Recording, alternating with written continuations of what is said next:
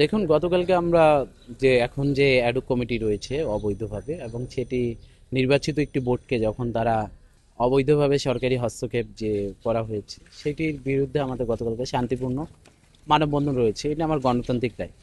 তো সেই মুহূর্তে আমাদের মানববন্ধন চলাকালীন সময়ে আমরা দেখেছি যে সেখানে আইন শৃঙ্খলা বাহিনী, বিসিবির কিছু স্টাফ, এবং আমরা দেখেছি একই সাথে কিছু সাংবাদিকতার যে, আমরা দেখি নাই তাদের আইডি কার্ড কি, তারা কে বা কি, তো আমরা দেখেছি যে তারা আসে আমাদেরকে ক্যাডার স্টাইলে আসে, ব্যানার ছিঁড়ে নেয়, ব্যানার কেড়ে নেয়, এবং আমাদের আমাদের সাথে বাক বিতণ্ডা করে, এবং আমাকে স্পেশালি তারা টার্গেট করা হয়েছিল, আমাকে হামলা করা হবে।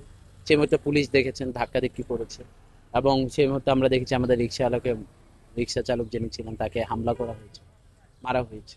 সেটির বিরুদ্ধে আমরা গতকালকে ওইখানে ছিলাম, এবং সেটি নিয়ে আসলে গতকালকে শান্তিপূর্ণ একটা মানববন্ধন তারা সেখানে আমাদের কণ্ঠরোধ করতে এসেছে।